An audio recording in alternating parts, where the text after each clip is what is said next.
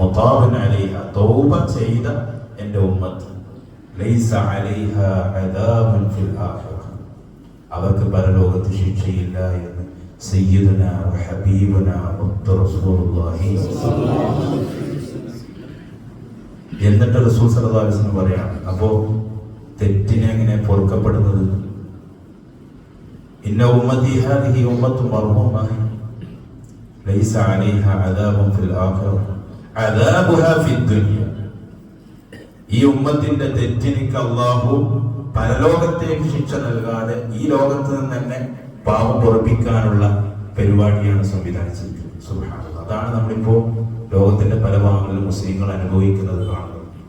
അൽ ഫിതനു വസ്സലാസിലു വൽ ഖത്ൽ. ഹദീസാണ്.